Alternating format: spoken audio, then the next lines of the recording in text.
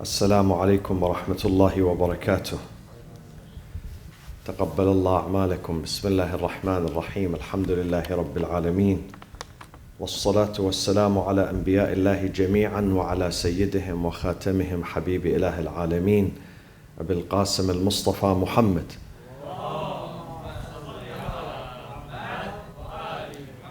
وعلى أهل بيته الطيبين الطاهرين المعصومين، سيما سيدنا ومولانا وقائدنا الإمام الحجة ابن الحسن المهدي المنتظر، عجل الله تعالى فرجه وسهل مخرجه وجعلنا من أنصاره وأعوانه. So tonight's personality and tonight's character is one of the wives of the Prophet sallallahu alaihi wasallam, who used to be Jewish and then she converted to Islam when she saw the Prophet. And when she saw how the Prophet was forgiving and compassionate and merciful and kind to people around him, including prisoners of war. This lady's name is Safiya. Safiya bint ibn Akhtab. ibn Akhtab. And she is originally from the tribe of Bani Nadir, a well-known Jewish tribe, one of the three main Jewish tribes in Medina and the surroundings. She was born in the city of Medina, and after 52 years she died again in the city of Medina. And she was buried in the cemetery of the Baqi', where in the same corner where the wives, most of the wives of the Prophet are buried, except Khadija, who was buried in Mecca. She converted to Islam at the age of 18.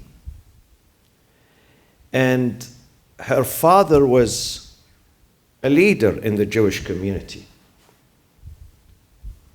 There were three major tribes in Medina and outside Medina.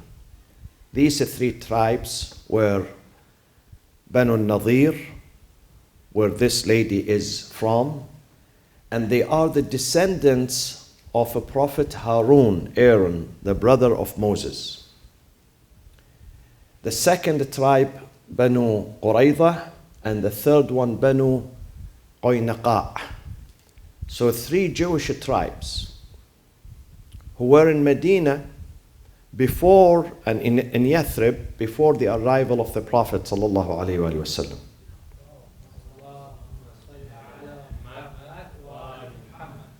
And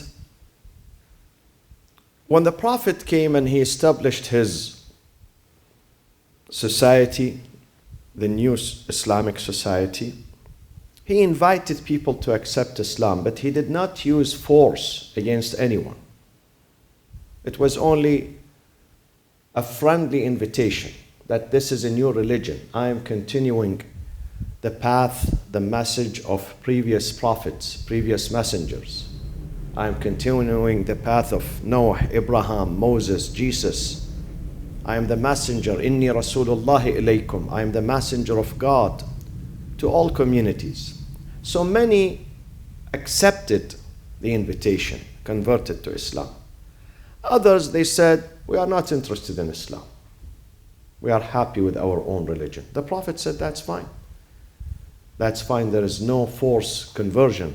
But let's have friendly relationship, peaceful relationship between us. So some of them agreed to this deal of the Prophet to have good relationship, peaceful relationship, and some of them would not. They were unhappy that there is a prophet coming from Arabia. They expected that the last prophet is from the community of the Israelites. Though their book says that the last prophet is going to be of the descendants of Ishmael from Mecca. But it was hard for them to accept. Look today at the Democratic Party and Republican Party. If someone elects, let's say, someone from the Democrat, the Republican would not accept that, even if that person is the best person, because there is partisanship. كل حزب بما لديهم فرحون. Every religion, every tribe, every political and religious denomination, they want to see someone from them leading the community. This is not something new, neither something old. This happened during the course of the history of mankind. So it was hard for them to accept this reality. And therefore there were skirmishes and conspiracies and conflict between the Muslim community and the Jewish community.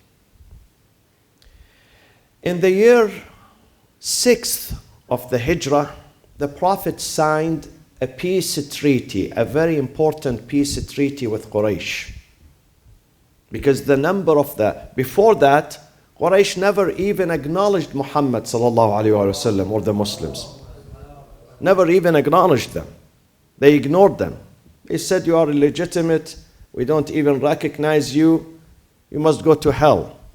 But then, when the number of the Muslims was on the rise, and their significance was on the rise, Quraysh had to accept the reality.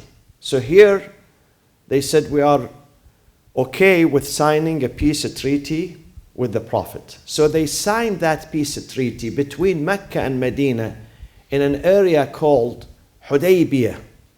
Hudaybiyyah. When they signed this peace treaty, that there is no war between them, there is ceasefire for at least 10 years. No war between them. And Muslims can go back now to Medina because they were on their way to Mecca to perform Umrah. Quraysh said, you can't come. No Muslims is allowed to come to Mecca. The Prophet said, okay, we will go back, but next year we come. They said, okay, next year you may come. So Muslims would be able to go to Mecca to perform the Umrah. Non-Muslims can come to Medina to do business, and they have to respect each other. A very important peace treaty. That happened in the 6th year of the Hijrah. But then, because this Jewish tribe north of Medina, which is about 150 kilometers, about 90 miles, I've been to Khaybar. I've been with my family, with a group of our mosque. We went to see Khaybar, and we saw the castle of Khaybar. Qal'at Khaybar, we saw it there at the top of the hill, fresh, as if this castle was built yesterday. But it is off limit because the Saudis does not want you to go and discover the history of Islam, especially when it involves the history of Ahlul Bayt and Imam Ali. They want to hide these monuments. It is ironic that they accepted us to go because we were holding American and Canadian passports and British passports.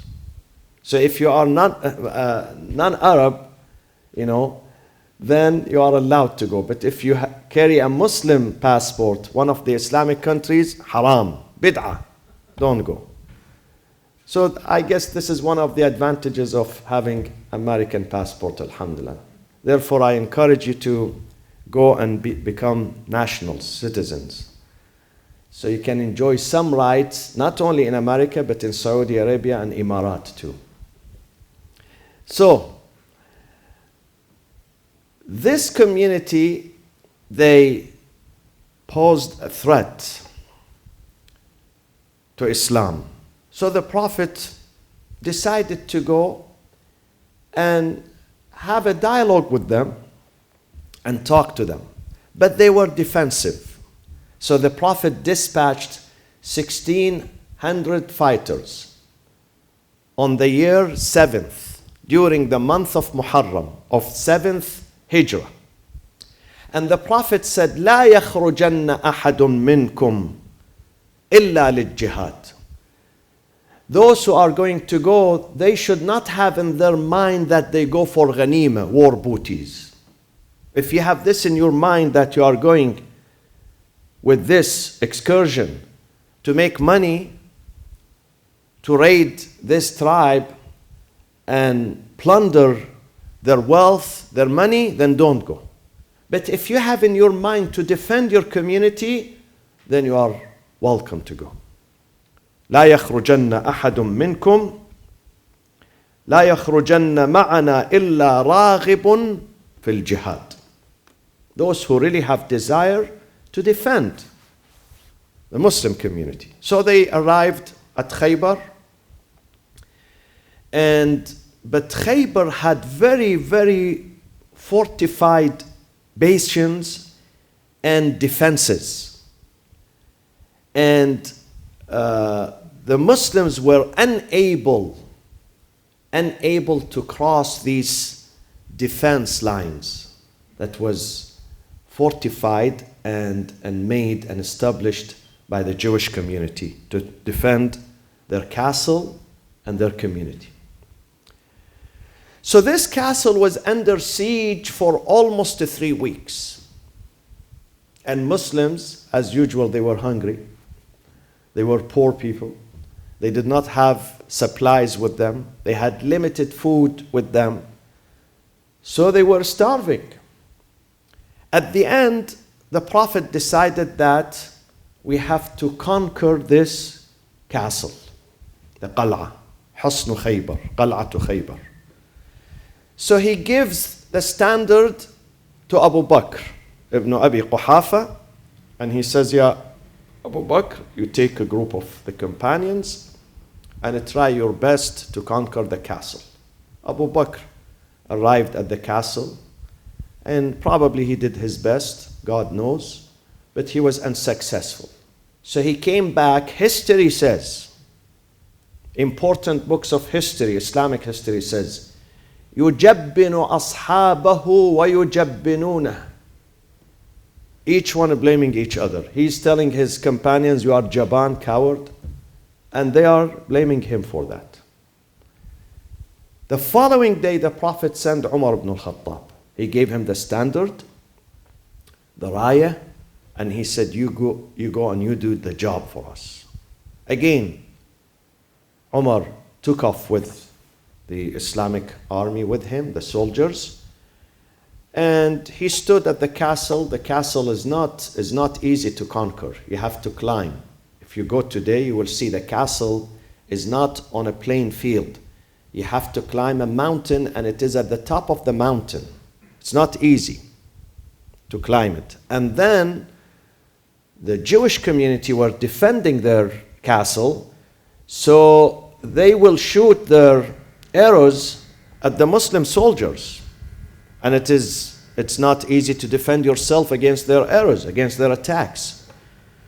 So again, Umar could not do a good job. He came back, يُجَبِّنُ أَصْحَابَهُ وَيُجَبِّنُونَهُ. Each one blaming each other for the failure. Here, when 2 attempts were failed, the Prophet said, لَأُعْطِيَنَّ الرَّايَةَ غَدًا رَجُلًا يُحِبُّهُ اللَّهُ وَرَسُولُهُ وَيُحِبُّ اللَّهَ وَرَسُولَهُ كَرَّارًا غَيْرَ فَرَّارٍ. I'm going to give the standard bearer to a man, the standard to a man, that tomorrow morning, to a man that he loves God and his apostle, and God and his apostle love him.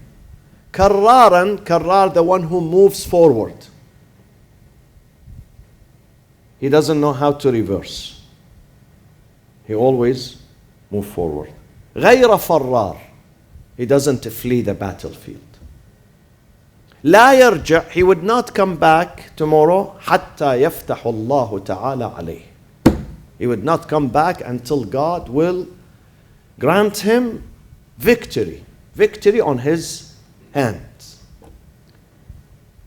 So in the morning, people were vying for this, aspiring that the Prophet is going to say, Hajj Fulan, Brother Fulan, Sheikh Fulan, you are going to be. Many of them did not sleep that night. If you read the history, they say many of the companions, they were anticipating who's this man is going to be. That the Prophet praised him last night, and he said he's not going to be defeated. He's going to conquer this castle. Who this man is going to be. The second caliph says, though he was not successful in his attempt, but still he said, ما أحببت الإمارة إلا يومئذ. I'm telling you the exact. I memorized these sentences by heart for the last 40 years. ما أحببت الإمارة. I never loved presidency and leadership to be emir, the commander of the army, إلا يومئذ. Except that day, because of the praise of the Prophet to the commander. يحبه الله ورسوله ويحب الله ورسوله. This is no praise is above this, is better than this praise. Many people did not sleep that night. In the morning at Fajr prayers, when the Muslims used to pray behind the Prophet sallallahu alaihi wasallam, the Prophet, he said, where is Ali ibn Abi Talib? They said to him, Ya Rasulullah, Ali is resting because he has severe eye infection. Ramad in Arabic is called Ramad. Severe eye infection. So he's resting. He can't even open his eyes. He's in pain. The Prophet said, bring him. They said, Ya Rasulullah, we are telling you he's resting. Leave him alone. The Prophet said, bring him to me. So Ali could not walk on that day. He was leaning on two people on that day. They brought him to the Prophet. فَأَخَذَ رَسُولُ اللَّهِ مِنْ رِيقِهِ. The Prophet took some of his saliva and he wipes the eyes of Ali. فَبُرِئَتَا وَفُتِحَتَا بِإِذْنِ اللَّهِ تَعَالَى. اللهم صل على محمد وعلى محمد. An immediate cure and remedy. A miracle. A miracle.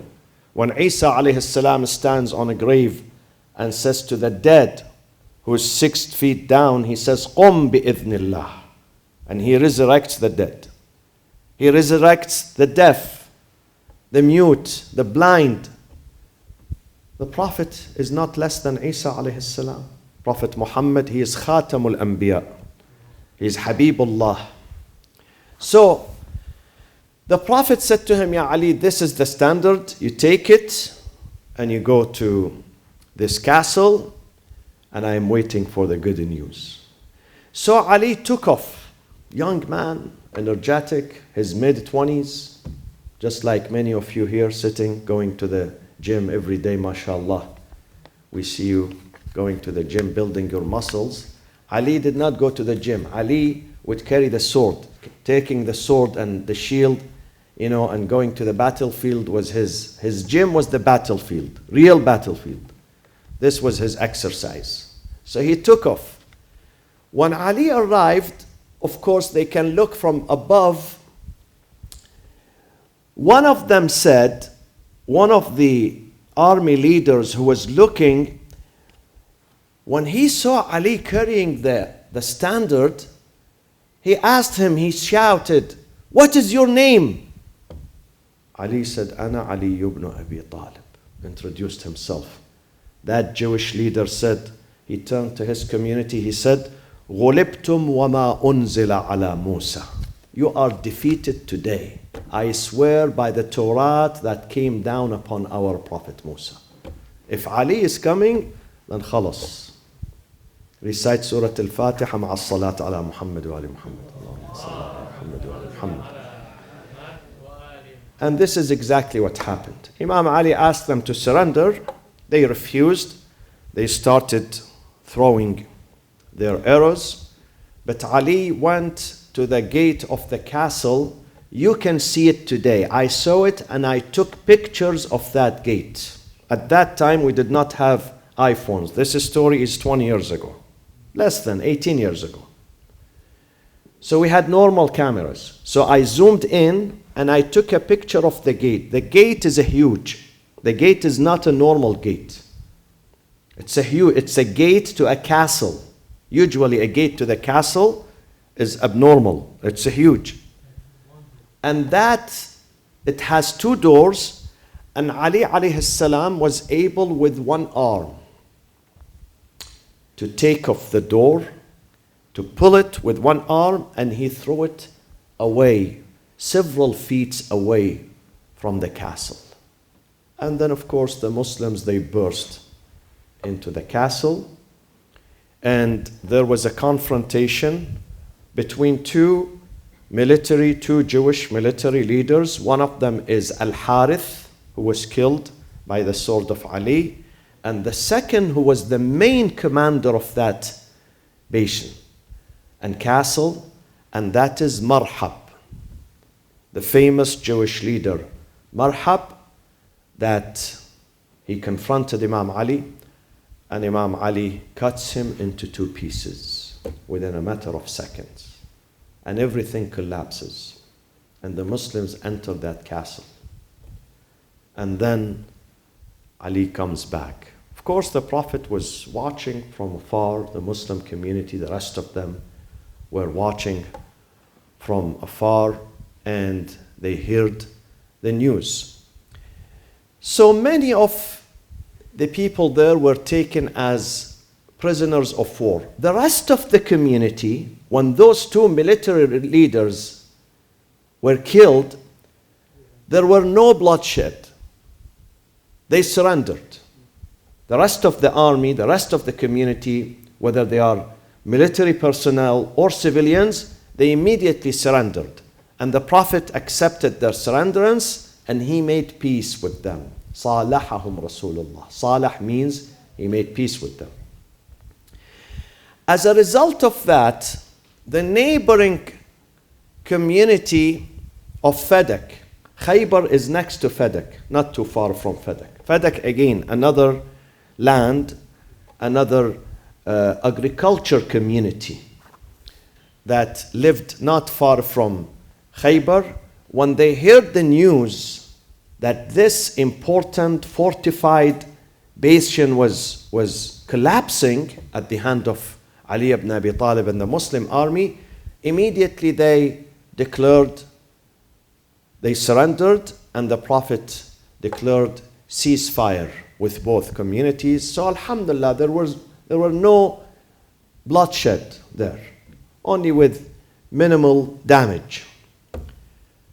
And of course, the Muslims, they took the rest of the people as prisoners of war. Among them was Safiya, bint ibn Akhtab, who was married twice. Her second husband killed in the battle of Khaybar. So when she was brought to Medina, خيرها Rasulullah, gave her a choice between releasing her and going back to Khaybar, to her community, or between accepting Islam and staying in Medina. This is what she said. She said, Ya Rasulullah, before the conquest of Khaybar, I saw a dream, amazing dream. I saw there was a star falling in my lap. So in the morning, I asked my cousin was a scholar, a learned person. I came up to him and I said to him, I saw this dream. Can you interpret this dream to me? He slapped me, فَلَطَمَنِي عَلَى وَجْهِي. First he slapped me out of anger. He said, you are going to marry someone important from Yathrib, the city of Yathrib. Imagine, she's in Khaybar. Yathrib is about 150, 60 kilometers to the south. This man made the right interpretation. You're going to marry a man from Yathrib. So the Prophet gave her the choice. Do you want to stay here, or you want to go back? We will release you and go back in an honorable way. Go back to your community. She said, Ya Rasulullah, لَقَدْ هَوَيْتُ الْإِسْلَامِ.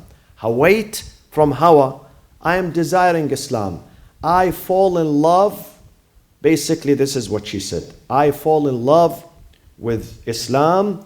Wallahu wa rasuluhu, the Lord and His apostle, which is you, أحب إلي من العودة إلى أهلي. It's much better for me than going back to my community. فَأَعْتَقَهَا رَسُولُ اللَّهِ وَتَزَوَّجَهَا. The Prophet released her from captivity and he married her. Why the Prophet married her? Because the Prophet wanted to honor her. Marriage at that time, marriage, my friends, today it might have a different meaning. At that time, one of the forms of honoring someone and respecting someone is to marry her or marry him or marry his daughter or her daughter, okay? Or marry his son or her son. It was a form of honoring someone. And this is why when the Prophet married a lady who was previously Christian or atheist or polytheist or Jewish, then he is according them and granting them honor and respect. And also the Prophet had something else in his mind, to open channels of communication with the Jewish community, to show them that Islam is not against your religion. Islam is not against your book. Islam is not against Musa or Harun or the prophets of the Israelites or Bani Israel. It's not against you. It is the continuation. This is the continuation of that journey. And that would help when you marry the daughter of someone, when you marry from their tribe at that time.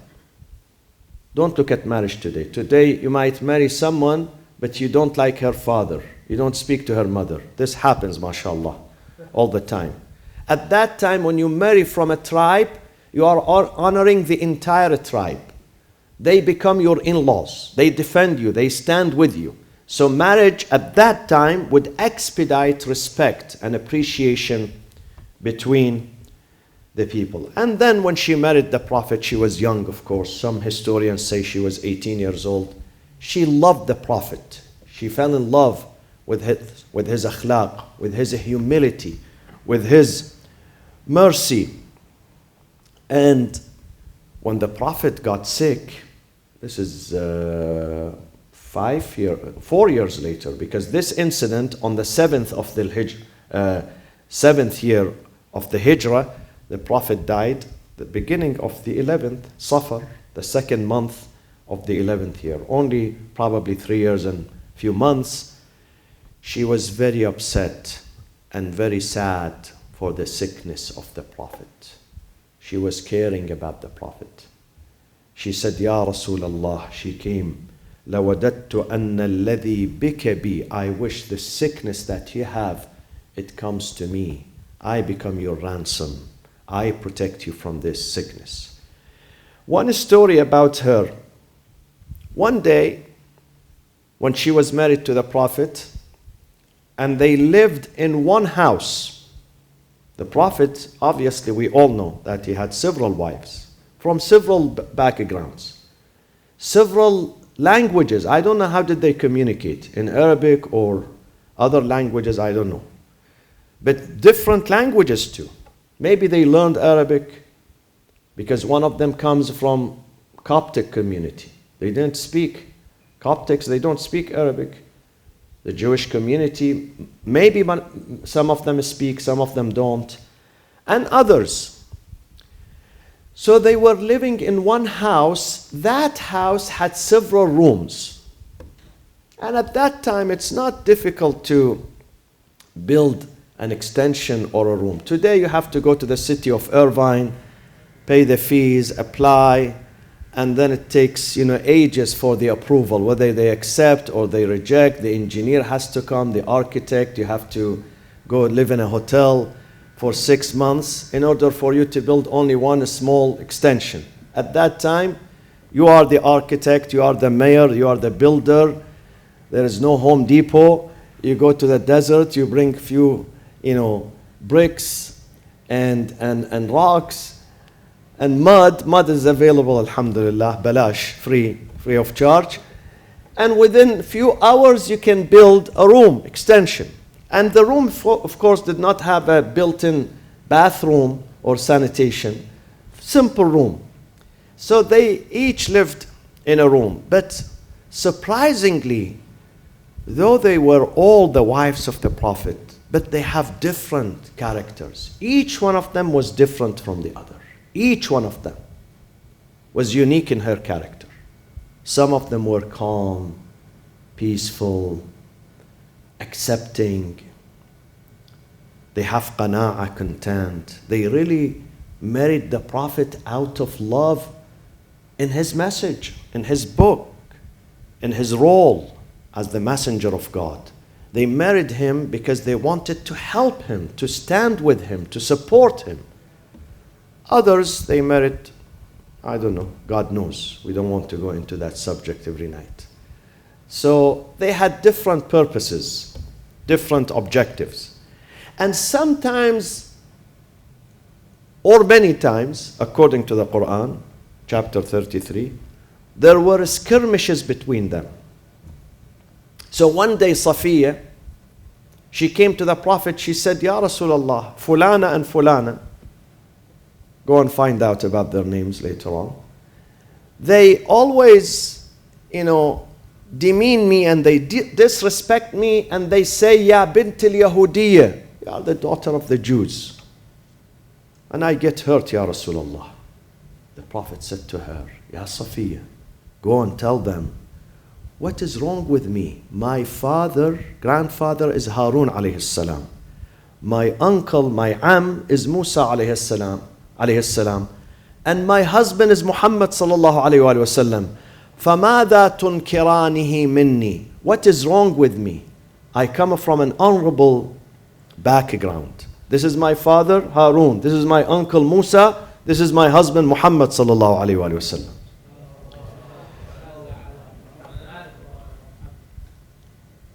She died, history tells us, Safiya bint Huyayy ibn Akhtab, died in the year 50. So this is almost 4 decades after the departure of her husband, the Prophet sallallahu alayhi wa sallam, and she was honorably buried in the cemetery of Al-Baqi'. May Allah bless her soul, and may Allah allow us to see the family of the Prophet, himself, his face, inshallah, his children, his wives, his friends, his grandchildren, his good companions in paradise, inshallah ta'ala. اللهم اغفر للمؤمنين والمؤمنات والمسلمين والمسلمات الأحياء منهم والأموات تابع اللهم بيننا وبينهم بالخيرات. اللهم تقبل منا صلاتنا وصيامنا ودعاءنا في هذا الشهر العظيم. By the way, tonight is also the eve of the 25th, which is also considered one of the nights of Qadr. Same thing with 27th, the eve of the 27th, which is a Friday night. Same thing with the 29th, the eve of the 29th. So take some time to recite the dua and do istighfar during these few remaining nights of the month of Ramadan. اللهم كن لوليك الحجة ابن الحسن صلواتك عليه وعلى آبائه في هذه الساعة وفي كل ساعة وليا وحافظا وقائدا وناصرا ودليلا وعينا حتى تسكنه أرضك طوعا وتمتعه فيها طويلا وإلى أرواح المؤمنين والمؤمنات ثواب الفاتحة مع الصلاة على محمد وآل محمد.